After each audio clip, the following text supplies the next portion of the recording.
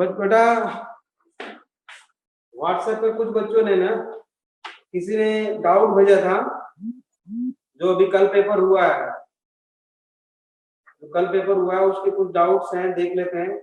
Total number of meiotic division required for forming 200 grains of wheat is, मतलब wheat grain, तो बेटा one अगर wheat grain हो, ठीक है ना, उसमें ओव्यूल कितने रहे होंगे? एक ओव्यूल रहा होगा, है ना। वन व्हीट ग्रेन के लिए बेटा एक तो चाहिए क्या, वन ओव्यूल चाहिए, और वन ओव्यूल में एक वन एग सेल होगा, ठीक है ना। और इसको फर्टिलाइज करने के लिए बेटा कितने चाहिए पोलन ग्रेन? एक चाहिए, है ना। पोलन ग्रेन इसकी चाहिए बेटा एक, ठीक है। इसी तरह से बेटा, और एक पोलन ग्रेन मियोसिस का प्रोडक्ट होता है, ये मियोसिस का प्रोडक्ट होता है ना। तो एक मियोसिस हो गया बेटा तो 4 पोलन ग्रेन बनेंगे, ठीक बात है ना, 4 पोलन ग्रेन बनेगी। और 1 मियोसिस होगी बेटा तो 1 एग सेल बनेगा, 1 मियोसिस में 1 एग सेल बनेगा। तो इसमें क्वेश्चन है बेटा कि 200 pollen grains, sorry 200 wheat grains के लिए बेटा 200 तो पोलन ग्रेन चाहिए, तो 200 पोलन ग्रेन कहां से आएंगे? कितनी सेल्स में मियोसिस होंगी? कितने सेल्स में बताओ? 50 सेल्स, मतलब 50 सेल्स हमारे पास हो तो 200 पोलन ग्रेन्स बना लेंगे, 200 पोलन ग्रेन्स बना लेंगे ना। मतलब 200 अगर यहाँ पे 200 से मल्टीप्लाई कर दें हम, तो 200 व्हीट ग्रेन्स के लिए एक भी चाहिए 200, ठीक बात है। तो ये 200 मियोसिस का प्रोडक्ट होगा, और ये 200 चाहिए तो ये 50 सेल्स के मियोसिस का प्रोडक्ट होगा, ठीक बात है ना। तो भी कितने मियोटिक डिवीजन चाहिए? 200 प्लस 50, तो 250 हो गया। ये बात समझ में आ गई? 200 एग सेल बनाने के लिए नंबर ऑफ मियोसिस कितनी होनी चाहिए? 200, क्योंकि एक मियोसिस में 3 तो डीजेनरेट हो जाते हैं, एक ही आगे बढ़ता है। तो 200 एग के लिए बेटा 200 मियोसिस चाहिए, ठीक बात है। और 200 पोलन के लिए क्या होना चाहिए? 50 मियोसिस, क्योंकि जितने मियोसिस के प्रोडक्ट होते हैं वो सारे के सारे पोलन ग्रेन में कन्वर्ट हो जाते हैं। तो यहां पर कितने मियोसिस होनी चाहिए पोलन ग्रेन के लिए? 50, क्योंकि 50 अगर मियोसिस होगी बेटा तो 50 multiply by 2 4 is equal to 200 pollen grain. तो 200 पोलन ग्रेन, 200 पोलन ग्रेन और 200 एग सेल्स मिला के क्या बना लेंगे? 200 ग्रेन्स बना लेंगे। तो कितना हो गया? 200 प्लस 50, 250। अब समझ में आ गया कि नहीं आ गया? नेक्स्ट क्वेश्चन है बेटा, during oogenesis each diploid cell produces, oogenesis बेटा oogenesis की बात हो रही है, मतलब फीमेल गैमेट बन रहा है। तो 4 फंक्शनल सेल नहीं होती हैं, जानते हो आप लोग। मियोसिस होती तो एक ही सेकेंडरी oocyte बनता है ना। और वो भी जब फर्टिलाइजेशन के बाद, तो मैंने अभी बताया नहीं है, अभी वो बताया नहीं है, नहीं बता दिया है मैंने, वो बता दिया था मैंने, oogenesis तो पढ़ा दिया है मैंने। उसमें क्या होगा बेटा कि यूजुअली 2 पोलर बॉडी बनते हैं बेटा, और एक मतलब फंक्शनल एग तो एक ही बनेगा ना। ये सबसे आसान क्वेश्चन था, आप लोगों ने पता नहीं कैसे गलत कर दिया ये। 1 functional egg and 3 polar bodies, तो 3 पोलर बॉडीज तो हमेशा नहीं होती, ह्यूमन में 2 ही बनता है, 2 पोलर बॉडीज। लेकिन ऑप्शन ये जो है थर्ड ही होगा। Process of inbreeding, is useful for Ravi sir ji जरा पानी के लिए फोन कर देना। Inbreeding homozygosity in a population, बेटा इनब्रीडिंग होमोजाइगोसिटी का मतलब ये होता है कि अगर हम क्लोजली रिलेटेड स्पीशीज में कंटिन्यूअस ब्रीडिंग कराते रहेंगे ना तो होमोजाइगोसिटी डेवलप होता है। मतलब जो जीन जो एलील हेटेरोजाइगस कंडीशन में है वो होमोजाइगस कंडीशन में आ जाते हैं। अभी तो ये आपको ऐसे याद रख कर लेना है, ठीक है ना। इसको और अच्छी तरह से हम लोग पढ़ेंगे जेनेटिक्स में। जेनेटिक्स में इसको ये अगर अभी तक समझ में नहीं आया तो फिर जेनेटिक्स हो जाने दो, फिर अच्छी तरह समझ में आ जाएगा, ठीक है ना। अब हम शुरू करते हैं बेटा फर्टिलाइजेशन, क्योंकि हमारा सिलेबस बहुत हो रहा है डिले। मेन बैच में जो यहाँ का बैच है वहां पे आगे चला गया सिलेबस थोड़ा सा, तो हम कोशिश करेंगे कि इस हफ्ते जूलॉजी करके फिर जूलॉजी और बॉटनी दोनों पैरेलल चलाएंगे हम। तो बेटा हमारा अगला टॉपिक है आज का टॉपिक है फर्टिलाइजेशन, है ना। हम लोगों ने गैमेटोजेनेसिस तक कर लिया था, आज का टॉपिक है फर्टिलाइजेशन, ठीक है ना। फर्टिलाइजेशन को बेटा बोलते हैं first, it is also first step of developmental biology.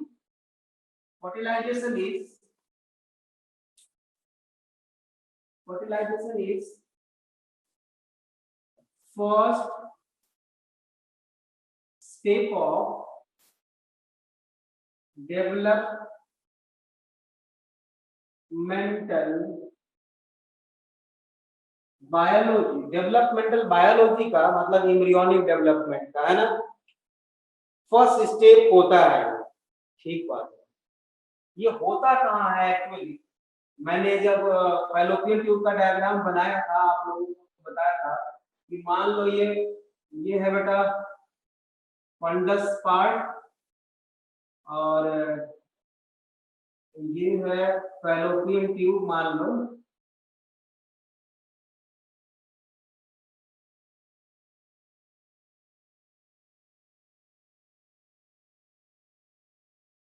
ये ऐसा, ठीक है।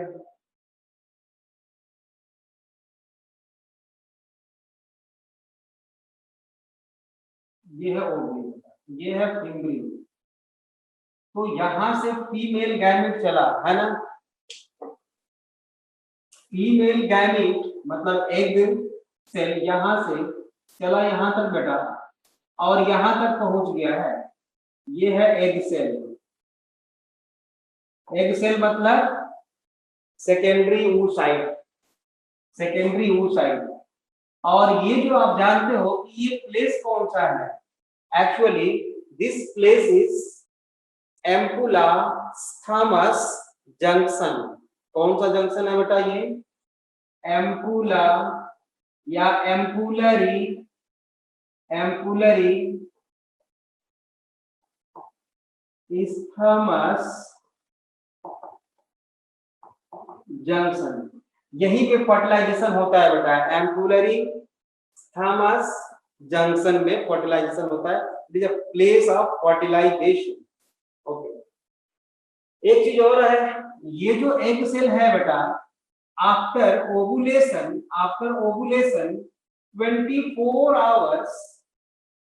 24 आवर्स मैक्सिमम सरवाइव कर सकता है ना।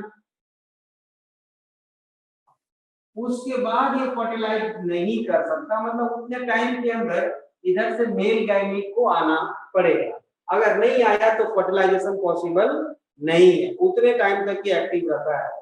अच्छा, step of fertilization, steps of fertilization. कौन कौन से स्टेप होते हैं बेटा फर्टिलाइजेशन में, उसको पहले हमें ध्यान देना होगा।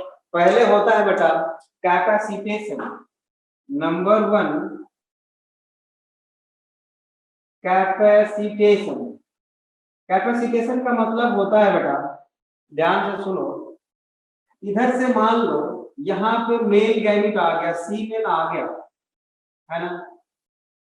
फर्टिलाइजेशन के लिए जरूरी क्या चीज है? फर्टिलाइजेशन और सिंगैमी में हमने डिफरेंस पहले ही लिखवा दिया था आपको रिप्रोडक्शन इन ऑर्गेनिजम्स में। Fertilization is a complex event in which last stage of fertilization is called syngamy. तो अब देखो सी में उसके बाद फर्टिलाइजेशन के पहले जस्ट इंसेमिनेशन वाला प्रोसेस आता है, वो मैंने स्किप कर दिया था, बताया नहीं था, मैं फिर से बता देता हूँ। इंसेमिनेशन कहते किसको है?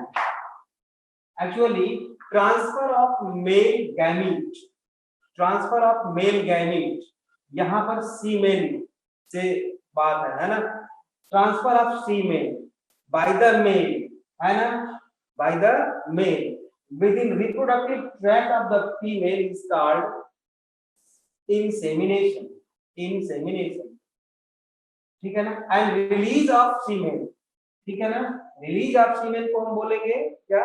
इजैकुलेशन, ठीक है, इजैकुलेशन। यहाँ पे बेटा सीमेन के साथ स्पर्म आ चुके हैं, अगर इनको डायरेक्ट एग सेल यहीं पे मिल जाए बेटा तो ये फर्टिलाइज नहीं कर पाएंगे, इनको रेडी करना पड़ेगा, क्योंकि ये रेडी है नहीं है, ये एक्टिव तो है बट हाइपर एक्टिव नहीं है, समझ रहे हो? ये एक्टिव तो है, हाइपर एक्टिव नहीं है, तो इनको एक्टिव बनाया जाएगा। यहाँ फीमेल जेनिटल ट्रैक्ट में बेटा, रिप्रोडक्टिव ट्रैक्ट में इनको एक्टिव किया जाता है, इसी को हम बोलते हैं क्या बेटा? कैपेसिटेशन, है ना। मतलब कैपेसिटेशन में एक्चुअली होगा क्या? स्पर्म्स हाइपर एक्टिव, लिख के चलो, स्पर्म क्या होगा बेटा? हाइपर एक्टिव होगा कैपेसिटेशन में, और इसमें जो टाइम लगता है बेटा वो लगता है 5 to 6 आवर्स। कैपेसिटेशन में बेटा टाइम लगता है 5 to 6 आवर्स। उसके बाद आता है बेटा पेनेट्रेशन, उसके बाद वाला स्टेप है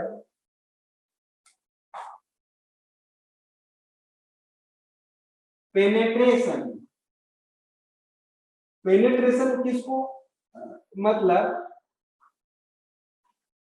penetration of egg cell by the sperm or male gamete is called penetration, ठीक है, या इसी को हम बोलते हैं बेटा और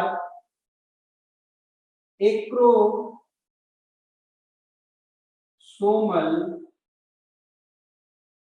रिएक्शन। क्या बोलते हैं? एक्रोसोमल रिएक्शन, पेनिट्रेशन और एक्रोसोमल रिएक्शन। इसके बाद आता है बेटा cortical reaction, one by one करके हम पढ़ेंगे।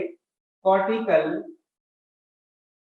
रिएक्शन, कॉर्टिकल रिएक्शन के बाद आता है बेटा egg activation, egg activation, and last step ही जानते ही हो syngamy. The whole process is called fertilization. Whole process is called fertilization. तो स्टार्ट करते हैं बेटा हम किससे? किससे? कैपेसिटेशन से, है ना। कैपेसिटेशन मींस होता क्या है और एक्चुअली ये होता कहाँ पे है? कहाँ पे होता है बेटा कैपेसिटेशन? फीमेल रिप्रोडक्टिव ट्रैक्ट, समझ रहे हो? फीमेल रिप्रोडक्टिव ट्रैक्ट, वैसे सीमेल में बेटा 60% ऑफ द होल स्पर्म जो होते हैं वो नॉर्मल शेप एंड साइज के होते हैं, 40% स्पर्म विगरस मोटिलिटी के होते हैं जो फर्टिलाइज कर सकते हैं। लेकिन एक्चुअली यहाँ तक जो स्पर्म पहुंचता है, यहाँ तो कितने होते हैं बेटा? यहाँ तो होते हैं लगभग, हमने आपको बताया है 200 to 300 मिलियंस होते हैं बेटा, और यहाँ तक पहुंचते पहुंचते लगभग 100 to 200 मिलियन नहीं, उतने होते ही हैं स्पर्म, इतना ही पहुंच पाते हैं यहाँ पे। यहाँ तक कॉपी कर लिया आप लोगों ने, जल्दी जल्दी कॉपी कर लो, साथ के साथ कॉपी करते रहो बेटा, है ना। मुझे लगता है अभी तो मैंने आगे कुछ बढ़ाया नहीं है सिलेबस, अब वन बाय वन करके हम पढ़ेंगे। अब बेटा लिखो नंबर 1 कैपेसिटेशन।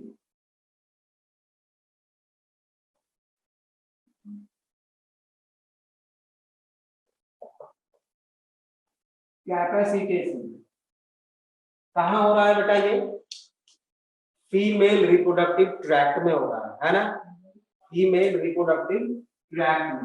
आपको पता है कि ये है यूटेरस और ये है सर्विक्स और ये है फैलोपियन ट्यूब बेटा, है ना? तो एक्चुअली यहां से लेके और यहां तक कैपेसिटेशन हो रहा है, ठीक है? तो फर्स्ट पॉइंट लिखिए, conditioning of sperm, conditioning of sperm capacitation, conditioning of sperms so that it become, it is conditioning of sperm so that it become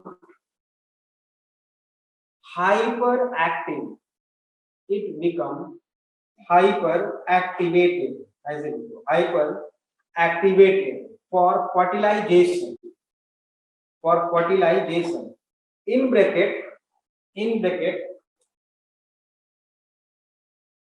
biochemical and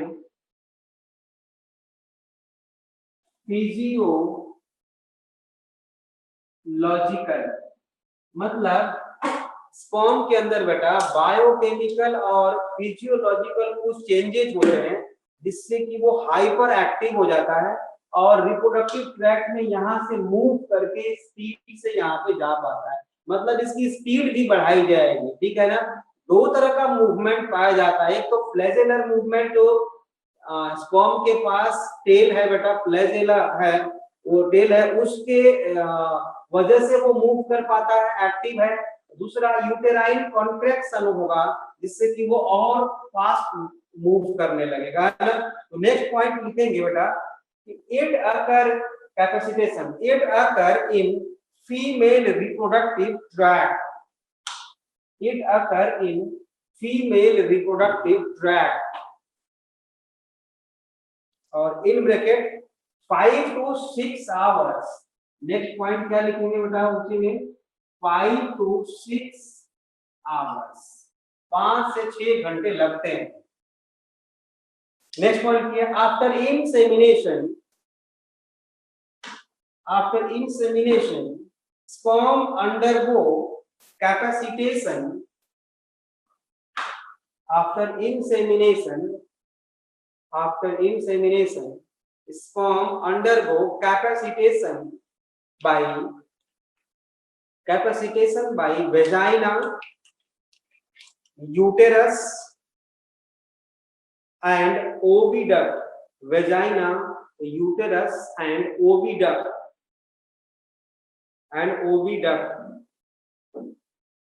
ठीक है ना?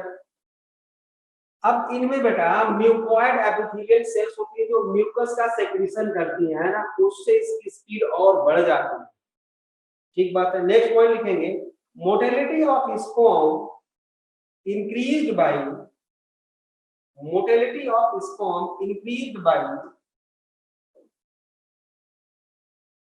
uterine contraction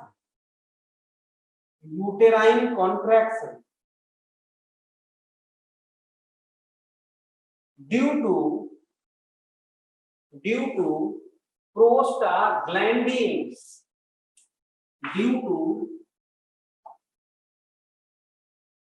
prostaglandins, बेटा देख, ये प्रोस्टाग्लैंडिन अगर आपको याद होगा तो सीमेन में पाया जाता है, मैंने लिखवाया था, और वहीं पे मैंने ये भी लिखवाया था आपको कि प्रोस्टाग्लैंडिन्स के रिसेप्टर्स जो होते हैं बेटा वो यूटेरस में होते हैं। तो यूटेरस प्रोस्टाग्लैंडिन को क्या करेगा, ट्रैप कर लेगा बेटा, और जैसे ही इसको ट्रैप करेगा बेटा ये स्टिमुलेट होता है, यूटेरस में यूटेराइन कॉन्ट्रैक्शन स्टार्ट करा देगा बेटा, इससे कि स्पर्म की मोटिलिटी इंक्रीज कर जाएगी। मुझे लगता है मेरी बात समझ में आ गई होगी। तो क्या लिखा आपने, due to prostaglandins. Next point लिखेंगे, स्पीड, बेटा स्पर्म की स्पीड जो होती है ना वो होती है 1 to 4 मिलीमीटर पर आवर कि पर मिनट? पर मिनट है ना, पर मिनट 1 to 4 मिलीमीटर पर मिनट। अच्छा, इसमें होता ये है बेटा कि यहाँ पे जो स्पर्म पहुंचता है ना, यहाँ पे जो स्पर्म पहुंचता है बेटा, इस स्पर्म में जो मूवमेंट है वो है बेटा अनडुलेटिंग मूवमेंट। कौन सा? अनडुलेटिंग मूवमेंट। और अनडुलेटिंग मूवमेंट कैसा होता है बेटा? Flagellar movement. मतलब इसमें जो मूवमेंट है वो फ्लैजेलर मूवमेंट है, उसके टेल के कारण मूवमेंट है, ठीक है ना। अच्छा, तो ये जो अनडुलेटिंग मूवमेंट है कन्वर्टेड इनटू, जैसे यहाँ पे जो स्पर्म आ गया है ना, converted into whiplash movement. Whiplash movement, movement. और व्हिपलैश मूवमेंट क्या होती है बेटा? फ्लैजेलर मूवमेंट प्लस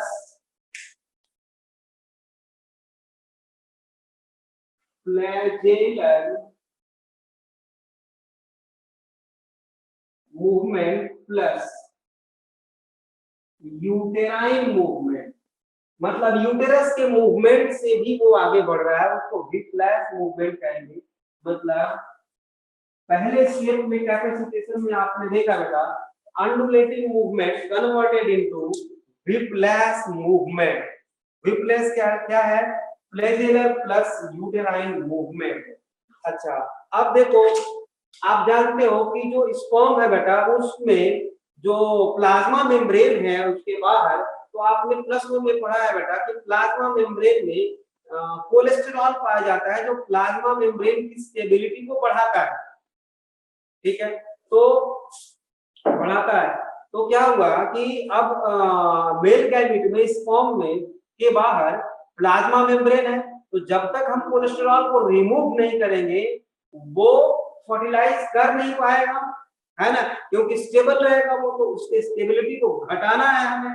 तो कैपेसिटेशन में भी क्या होता है बेटा? रीअरेंजमेंट, एक तो कोलेस्ट्रॉल को रिमूव किया जाता है, दूसरा rearrangement of glycoproteins, glycoproteins of plasma membrane. तो नेक्स्ट स्टेप लिखेंगे बेटा, कैपेसिटेशन में ही चल रहा है सारा, नेक्स्ट स्टेप लिखेंगे rearrangement of glycoproteins, rearrangement of glycoproteins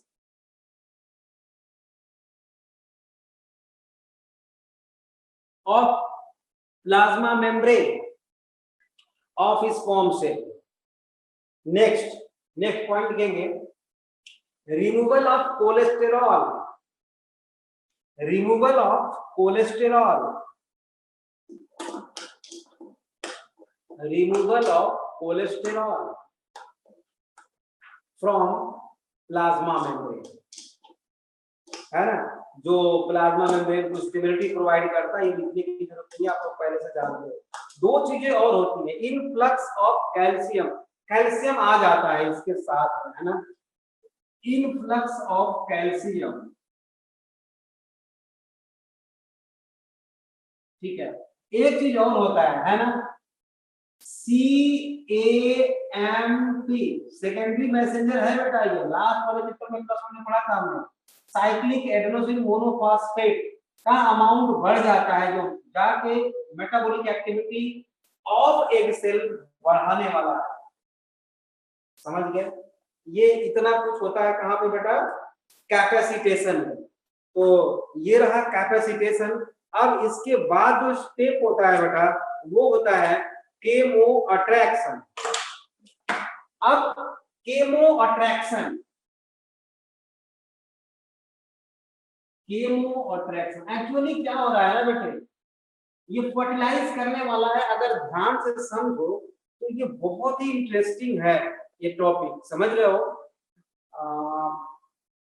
आप एक चीज तो देख रहे हो कि प्लांट्स में और हायर प्लांट्स में और ह्यूमन में देखो एक सिमिलरिटी है, कि जो फीमेल में मियोसिस हो रही है बेटा, एक ही एक सेल बन रहा है, 3 रीजनरेट हो जाते हैं।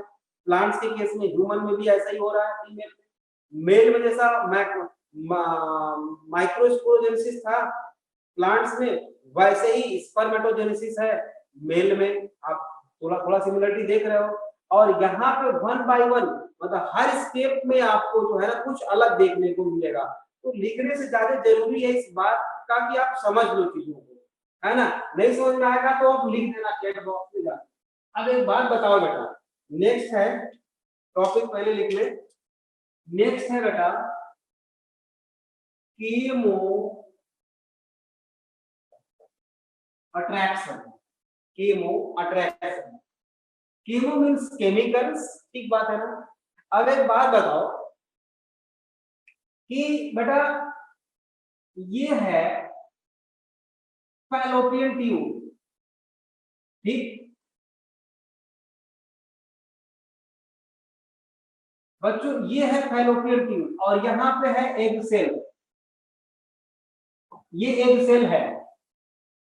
हम ऐसा करते हैं बेटा, हम ऐसा करते हैं यहां पर ह्यूमन का स्पर्म नहीं, सीमेन ऑफ ह्यूमन नहीं, हम क्या करते हैं यहाँ पे हॉर्स का या कैट का, किसी का, डॉग का, किसी दूसरे एनिमल का हम यहाँ पे स्पर्म इंसर्ट कर दिया, हम यहाँ पे इंसर्ट कर दिया। तो क्या होगा बेटा, पहले तो ये एक्टिवेट हो ही नहीं पाएगा, नहीं हो पाएगा। मान लो हो भी गया, मान लो, या हमने ऐसा किया कि यहाँ पे किसी दूसरे एनिमल का मेल गैमेट यहाँ पे ट्रांसफर कर दिया। तो आप बताओ क्या फर्टिलाइजेशन पॉसिबल है? नहीं पॉसिबल है। क्यों नहीं पॉसिबल है बेटा? वो इसलिए बेटा कि एक सेल जो होता है ना, अब मैं यहाँ पे एक स्टेटमेंट लिखता हूं, एग सेल रिलीज, यहां नीचे लिखता हूं फर्टिलाइजिंग, क्या फर्टिलाइजिंग,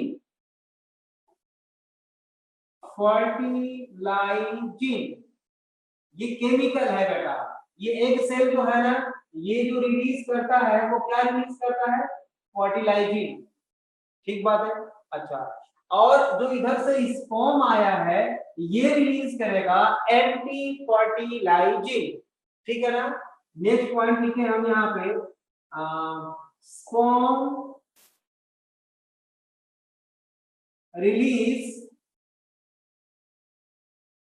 एंटी फर्टिलाइजिंग, याद रखना, egg cell release fertilizing and sperm release anti fertilizing, ठीक बात है। अब ये क्या करेंगे बेटा, ये दोनों एक दूसरे को अट्रैक्ट करने वाले प्लस स्पीसीज स्पेसिफिक होंगे। अगर ये दूसरे स्पीसीज का है तो इसको आगे ये पास में आने ही नहीं देगा। और बाय नेचर, इसको मैं मिटा देता हूं तो समझाने के लिए था, इसको मैं मिटा देता हूं, यहाँ पे लिखता हूं मैं आपको। ये जो फर्टिलाइजिन होता है एक्चुअली ये होता है बेटा ग्लाइकोप्रोटीन। क्या होता है बेटा? ग्लाइकोप्रोटीन, ठीक है।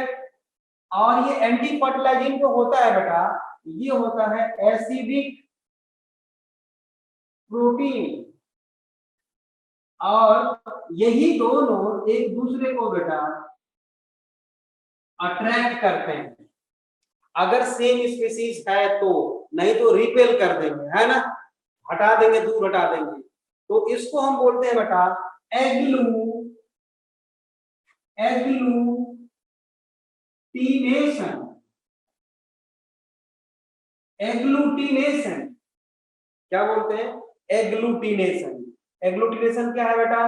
Attraction of male and female gametes with the help of fertilizing and anti-fertilizing is called agglutination, ठीक बात है, एग्लूटिनेशन, ठीक है। They are species specific. Next point हम यहाँ पे स्टार लगा के लिखेंगे। दे आर, ये दे किसके लिए यूज कर रहे हैं बेटा हम? फर्टिलाइजिंग और एंटी फर्टिलाइजिंग के लिए। दे आर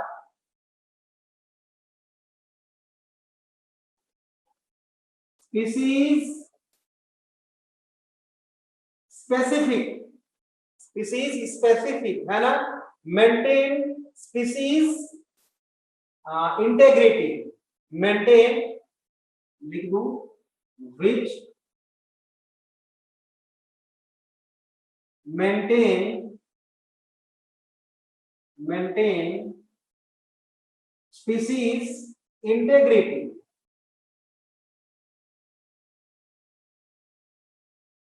मतलब स्पीसीज को बनाए रखते हैं, नहीं तो स्पीसीज बदल नहीं जाएगी। अगर किसी का भी गैमेट किसी को फर्टिलाइज कर दे तो आप लोग अभी क्वेश्चन पूछ सकते हैं सर ऐसा है कि जब हम हॉर्स और डंकी में क्रॉस कराते हैं तो म्यूल होता है, वहां तो ऐसा नहीं है कि वो रिपेल कर दे उसको, वहां तो फर्टिलाइजेशन पॉसिबल है। तो बेटा वही पॉसिबल है, और उसी तरह से एक दो जगह और पॉसिबल हो सकता है, एक्सेप्शन हो सकता है, ऐसा नहीं है कि बिल्कुल भी नहीं हो सकता। बट ये आप देख लो पॉलन क्रिस्टल इंटरेक्शन में भी मैंने यही बताया था आप लोगों को। मतलब नेचर की तरफ से ये ऐसा मैकेनिज्म है जिससे कि स्पीसीज की शुद्धता बनी रहेगी, है ना। थोड़ा बहुत इस एक्सेप्शन तो हर जगह हो सकता है। ओके, अब देखो, अब एक चीज मैं बताऊंगा आपको, यहाँ तक तो क्लियर हो गया है, आपको कोई दिक्कत नहीं होनी चाहिए केमो अट्रैक्शन में। चाहो तो हम इसको ऐसे भी दिखा सकते हैं, एक सेल का आप स्ट्रक्चर आपको याद होगा तो ये होता है बेटा सेकेंडरी oocyte। सेकेंडरी oocyte का ये प्लाज्मा मेम्ब्रेन होगा, ठीक बात है ना। ये क्या हुआ बेटा? Plasma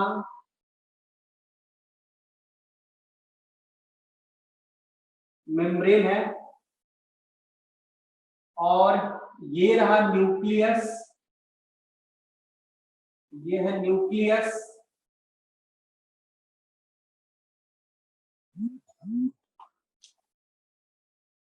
and these are the cortical granules। ये कॉर्टिकल ग्रेन्यूल्स हैं, अगर आपको याद होगा तो सेकेंडरी oocyte का, ठीक है। और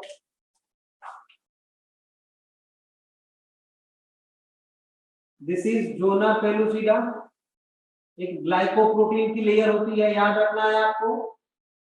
जोना पेलुसिडा क्या है बेटा? जोना पेलुसिडा ग्लाइकोप्रोटीन होती है, सेक्रेटेड बाय सेकेंडरी oocyte, ये भी आपको पता है ना।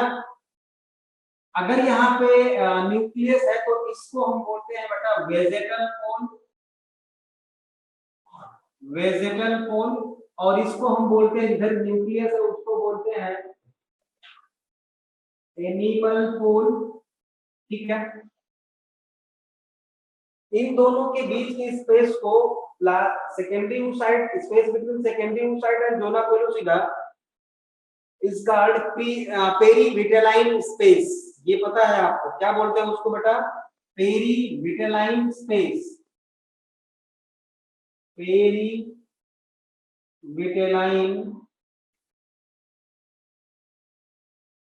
स्पेस, ठीक है, ये आप जानते हो। इसके बाहर क्या है होता है बेटा? ग्रेनुलोसा सेल्स जो क्या बना चुके हैं? Corona radiata. ध्यान से देखो, ये जो सेल्स है बेटा, ये सेल्स क्या है? Corona radiata.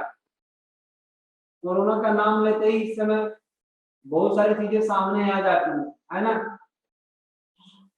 ये सारा कौन से सेल्स है बेटा? Corona radiata. These are the corona radiata. बेटा ये टिश्यू है, सेल्स हैं, तो इनके बीच में जो स्पेस है बेटा, उसमें इंटरस्टिशियल सेल्स होंगे कि नहीं होंगे? सॉरी, इंटरस्टिशियल फ्लूइड होगा कि नहीं होगा? बिल्कुल होगा। और इंटरस्टिशियल फ्लूइड में बेटा एक एसिड होता है जिसको हम क्या बोलते हैं, क्या बोलते हैं, high एलुरोनिक acid, hyaluronic acid. ये म्यूकोपॉलीसैकेराइड होता है, ये बात आप जानते हो। तो उसको हम ब्लू कलर से दिखा रहे हैं यहाँ पे, देखो इनके बीच में बेटा ऐसे ऐसे ये जो डॉट डॉट डॉट डॉट देख रहे हो, ये क्या है, hyaluronic acid. Hyaluronic acid actual में होता क्या है बेटा, म्यूको पॉलीसैकेराइड, म्यूकोपॉलीसैकेराइड, ये तो स्ट्रक्चर है। अब देखो बेटा, जब स्पर्म यहां से चला, ठीक, ये मैं बनाता हूं यहाँ पे, देखो ये है मेल गैमेट स्पर्म, है ना, ये ऐसे तो बहुत सारे हैं, सैकड़ों हैं। ये यहां से अगर चला तो दो चीजों को उसको तोड़ना पड़ेगा बेटा।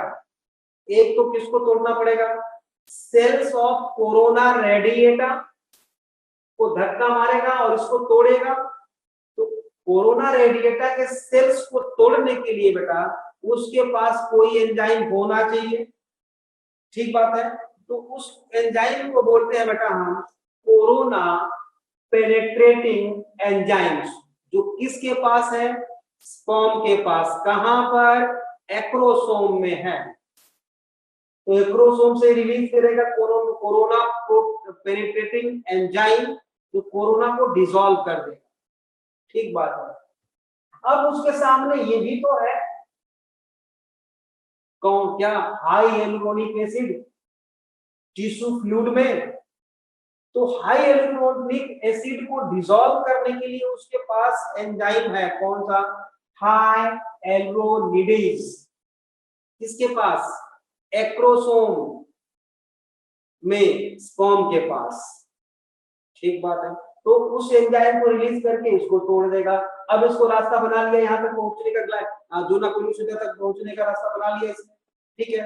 अब इस सेकेंडरी साइड तक पहुंचने के लिए बेटा इसको क्या और क्या तोड़ना पड़ेगा, क्या तोड़ना पड़ेगा, जोना पेलुसिडा के मेम्ब्रेन को तोड़ना पड़ेगा। ग्लाइकोप्रोटीन है जोना पेलुसिडा, इसको तोड़ना पड़ेगा।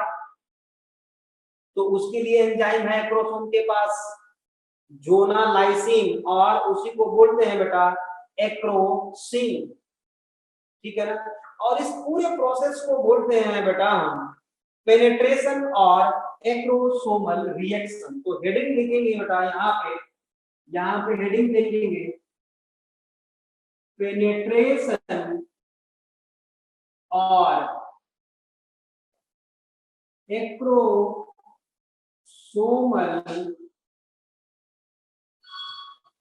रिएक्शन, पेनिट्रेशन और एक्रोसोमल रिएक्शन, ठीक है ना।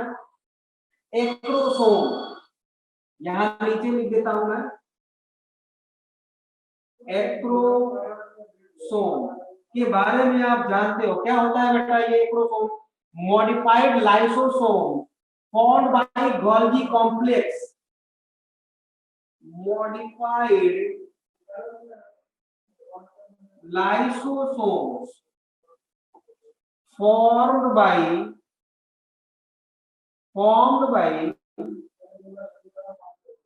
Golgi complex और Golgi body, ठीक है ना। अच्छा, acrosome contain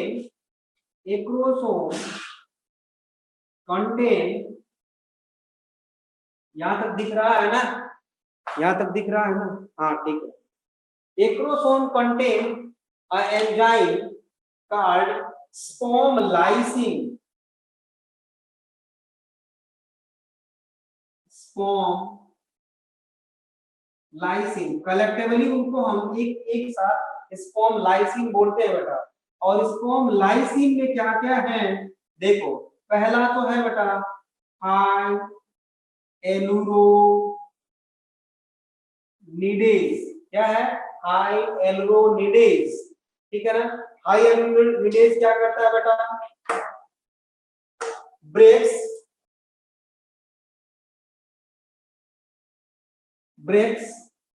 हाइएलुरोनिक acid,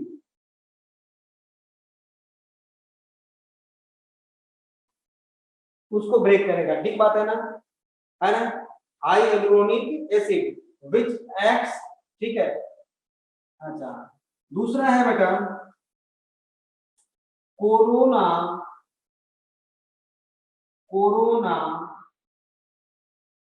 penetrating enzyme, इसको बोलते हैं सीपीई। क्या बोलते हैं? सीपीई, याद रखना, सीपीई बोलते हैं इसको, ठीक है ना। कोरोना पेनिट्रेटिंग एंजाइम क्या करेगा? ये ब्रेक्स सेल्स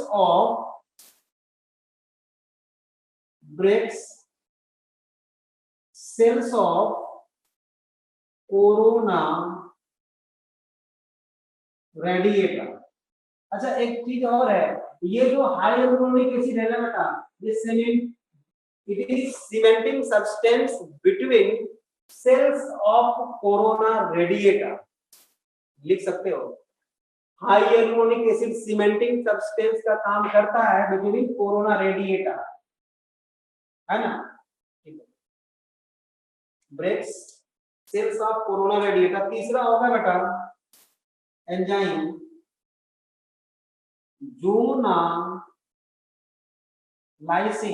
जोनालाइसिन या जोनालाइसिन को ही हम क्या बोलते हैं? एक्रोसिन। याद रखना, एक्रोसिन यहां मैंने नहीं लिखा कहीं, एक्रोसिन यहां पे लिख रहा हूं, zonalysin, acrosin. Breaks zona pellucida,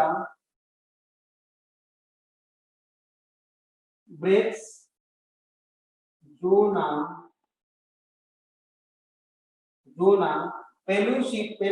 pellucida and create a fertilization cone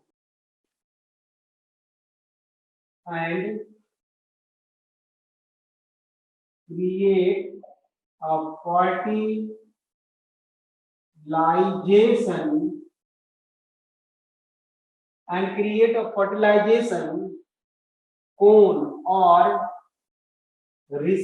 cone of reception या रिसेप्शन कोन,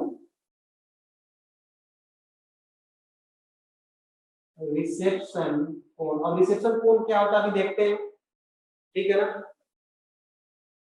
यहां तक समझ में आ गया? कॉपी कर लिए? यहां तक क्लियर है? यहां तक क्लियर है बच्चों? ठीक है, बहुत बढ़िया बात, ठीक ठीक, ओके। अब होता क्या है बेटा, थोड़ा सा इसको देख लें आप फिर से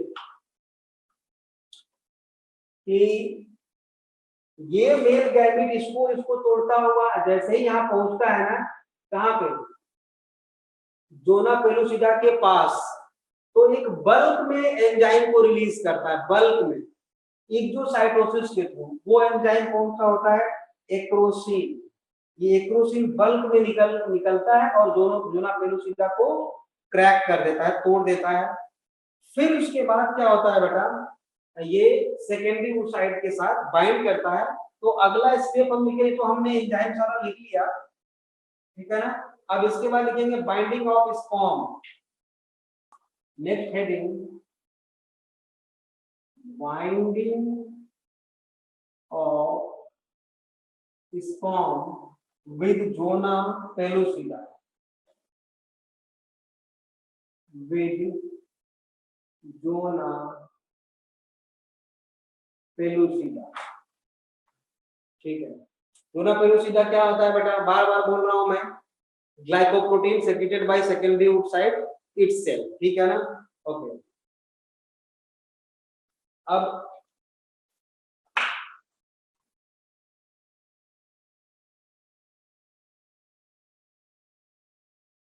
ये है बेटा जोना पेलुसिडा,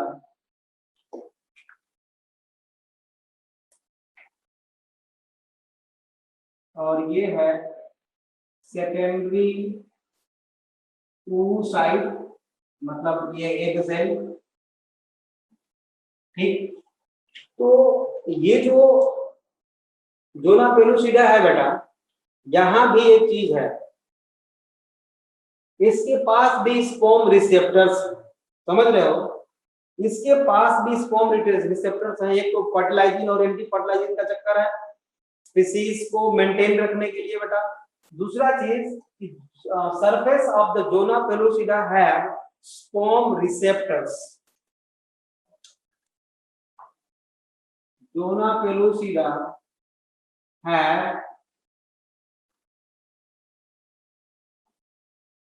स्पर्म रिसेप्टर्स, मतलब यहां जहां जहां पे इसके रिसेप्टर्स होंगे स्पर्म के, वहीं पे स्पर्म बाइंड करेगा, ठीक है ना।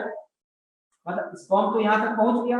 अब स्पर्म जैसे ही पहुंचा बेटा जोना पेलुसिडा पे, जहां पे रिसेप्टर होगा वहीं पे स्पर्म, ऐसा नहीं कि जहां मर्जी स्पर्म बाइंड कर ले उसके साथ, ऐसा नहीं है, रिसेप्टर होना चाहिए वहां पे। तो रिसेप्टर जहां पे होगा बेटा वहीं पे वो बाइंड कर जाता है, ठीक बात है ना। तो जैसे ही बाइंड करता है बेटा, ठीक है ना, बाइंड करता है, तो इसमें क्या होता है कि ध्यान से सुनना थोड़ा, है ना। अब मैं यहाँ पे बना दूं, यहाँ पे दिखा देता हूं कि ये है, ये स्पर्म, ठीक है, ये है स्पर्म बेटा। उसने रिसेप्टर्स को रीड किया और जोना पेलुसिडा को एक्रोसिन एंजाइम के हेल्प से तोड़ के यहाँ पर आ पहुंचा है।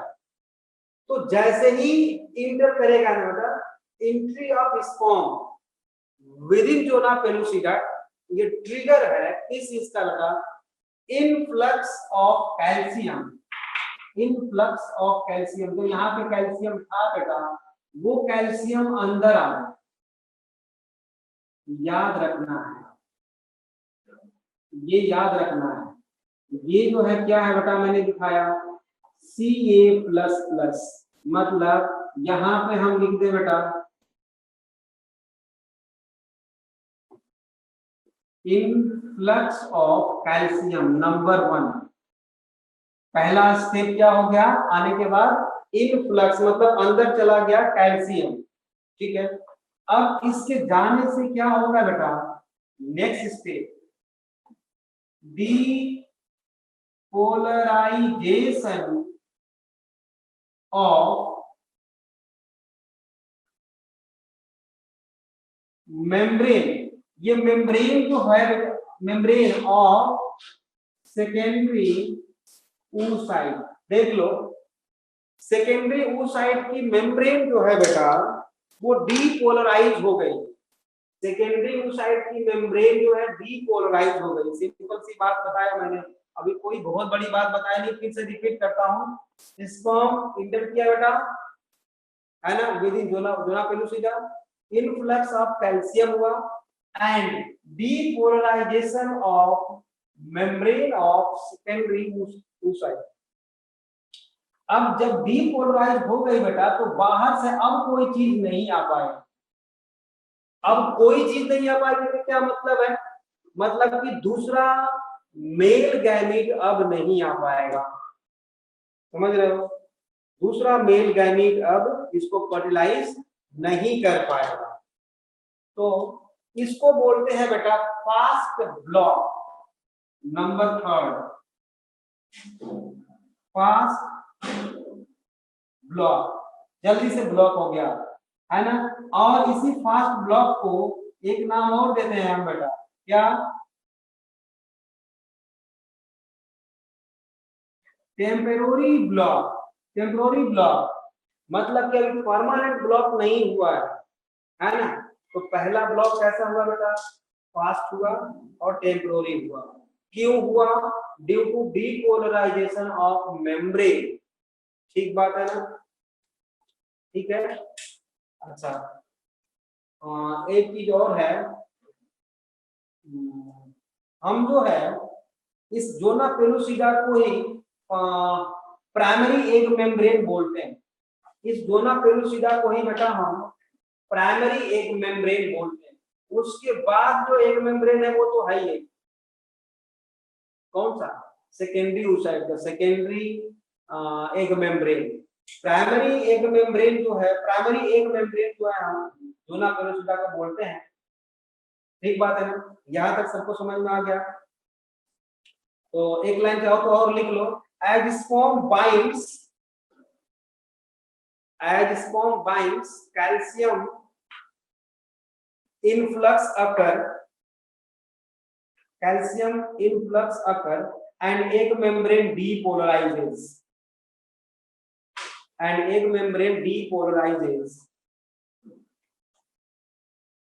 it is called fast block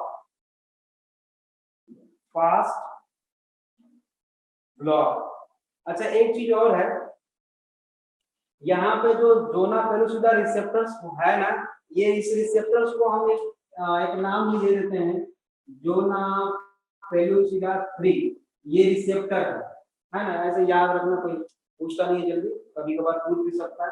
तो मुझे लगता है यहाँ तक समझ में आ गया आप लोगों को। अब आगे बढ़ते हैं बेटा।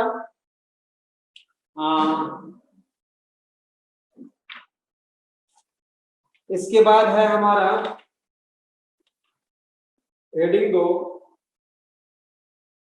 Binding of sperm to the egg membrane, मतलब ओरिजिनल एग मेम्ब्रेन। ये तो प्राइमरी एग मेम्ब्रेन था, अब एग मेम्ब्रेन या secondary egg membrane.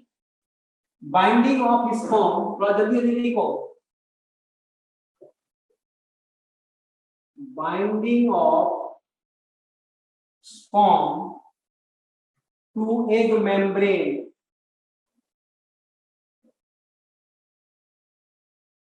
To egg membrane. अब देखो बेटा, मान लो कि ये एग है ना, और ये है जोना पेलोसिडा, ये जोना पेलोसिडा है। तो यहाँ पे मेल गैमीट जैसे ही पहुंचा, ये देखो ये है मेल गैमीट, ठीक है। तो जैसे ही टच करेगा ना मेम्ब्रेन को यहाँ पर, तो यहाँ पे थोड़ी सी कोन बन जाता है, ऐसा कोन बन जाता है, ठीक है ना। इसी को, अच्छा न्यूक्लियस यहाँ पे है, न्यूक्लियस यहाँ पे है, इसी कोन को हम बोलते हैं बेटा फर्टिलाइजेशन कोन। क्या बोलते हैं? Fertilization cone, fertilization cone. What is fertilization cone? It is a place where, it is a place of membrane of fertilization cone. It is a place of membrane of secondary oocyte where male gametes or sperm or spermatozoa binds. ठीक बात है ना, binds, ठीक है। और cone of reception भी बोलते हैं, मैंने बताया, और cone of रिसेप्शन, ठीक बात है। अब होगा क्या बेटा, ये इसके बाद फर्टिलाइजेशन कोन बनेगा, मतलब स्टेप बता रहा हूं, फर्टिलाइजेशन कोन बन गया। अब इसके बाद एक स्टेप और बाकी है बेटा, फटाफट लिखो, 2-4 मिनट बाकी है। कॉर्टिकल रिएक्शन, फटाफट थोड़ा लिखो, टाइम जाने वाला है। कॉर्टिकल रिएक्शन, ठीक है। मैं इसको मिटा देता हूं, इसको मिटा करके फिर से बना देता हूं। यहाँ कॉर्टिकल रिएक्शन में ऊपर बता रहा हूं,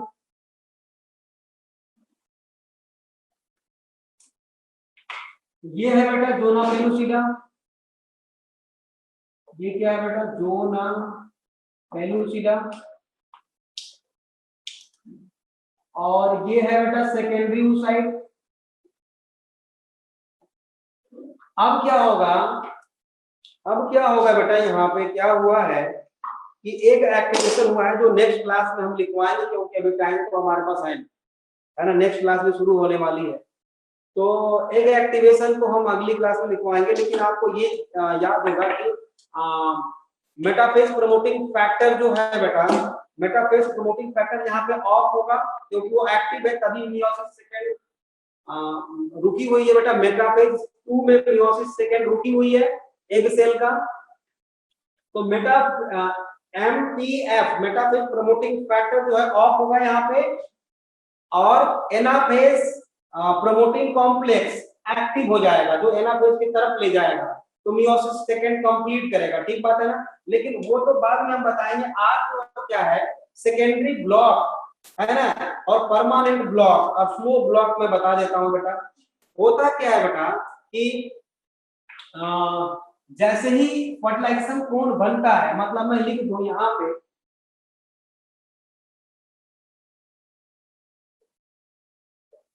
ये मेल गैमीट है बेटा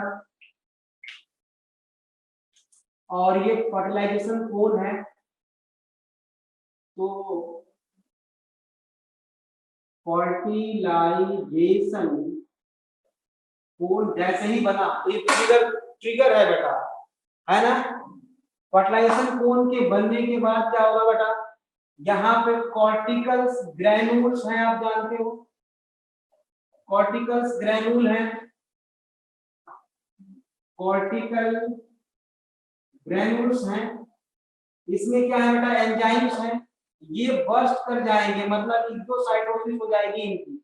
ये क्या होगा बेटा, exocytosis of enzyme of cortical granules. ठीक है ना, exocytosis, exocytosis of enzymes of cortical granules. अब ये एंजाइम जब बाहर आ जाएंगे, देखो तो ये जो जोना पेलोसिडा है ना, इसके केमिकल कंपोजिशन को चेंज कर देंगे बेटा, केमिकल कंपोजिशन को चेंज कर देंगे। तो ये जोना पेलोसिडा क्या हो जाएगा, टफ हो जाएगा, है ना, हार्ड हो जाएगा।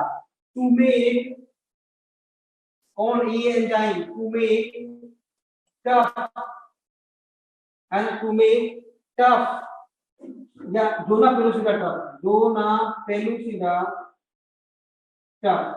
अब इसी को क्या बोलते हैं, इज इक्वल टू, हम लिख दे। अब जब ये टफ हो जाएगा बेटा, तो कोई दूसरा स्पर्म फिर से इसको फर्टिलाइज नहीं कर पाएगा। वो जो फास्ट ब्लॉक हुआ था पहला, और स्लो फास्ट ब्लॉक था, टेम्पोररी था, वो भी किस लिए था बेटा, प्रिवेंशन के लिए था, प्रिवेंट पॉलीस्पर्मी, मतलब एक से ज्यादा स्पर्म फर्टिलाइज ना कर पाए। और यहाँ भी उस किसके लिए है बेटा, टू प्रिवेंट पॉलीस्पर्मी, मतलब more than one sperm fertilize न करने पाए।